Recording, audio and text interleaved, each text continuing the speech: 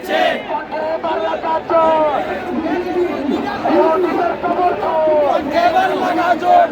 বাংলা গাজর ইহুদিদের খবর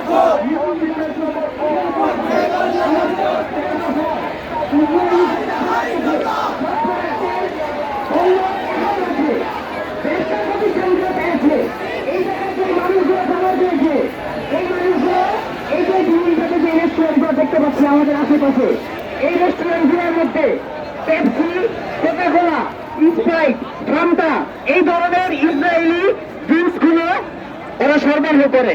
এই ড্রিঙ্কস গুলো দিয়ে বিক্রি করে এই ড্রিঙ্কের টাকা দিয়ে অস্ত্র তৈরি করে আমাদের মুসলমানদের হত্যা করা হচ্ছে।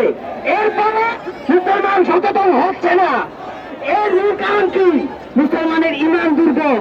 মুসলমানের ইমান দুর্বল। এই মুসলিম সারা বিশ্বকে শাসন করেছে। এই মুসলিম উম্মাহ সারা বিশ্বকে শাসন করেছে। এই মুসলিম যদি জাগে, কোন ইহুদি, কোন খ্রিস্টান, কোন হিন্দু, কোন বৌদ্ধ কেউ থাকবে না।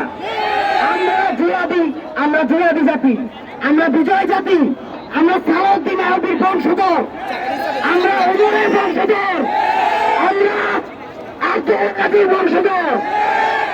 আমাদের রক্ত জিহাদের রক্ত, আমাদের রক্ত আগুন জ্বলা রক্ত। আমাদের দাবায় রাখা সম্ভব না। বোমার আঘাত, বুলেটের আঘাত আমাদের শেষ করতে পারবে না, পারবে না, পারবে না।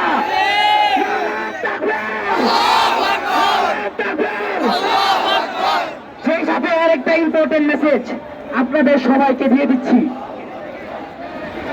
জিহাদের ডাক কিন্তু এসে গেছে।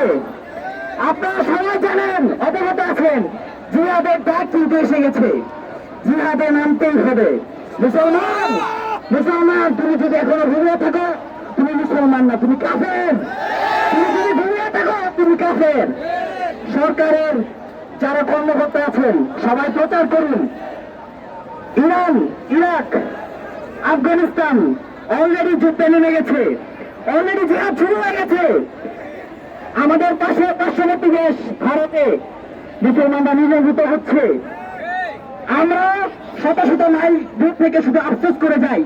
আমরা শুধু আফসোস করবো কেন? আমরা ঝাঁপিয়ে পড়বো। আমাদের ভাইদের রক্ষায় আমরা ঝাঁপিয়ে পড়বো। আমাদের মুসলমানের রক্ষায় আমরা ঝাঁপিয়ে পড়বো ইনশাআল্লাহ।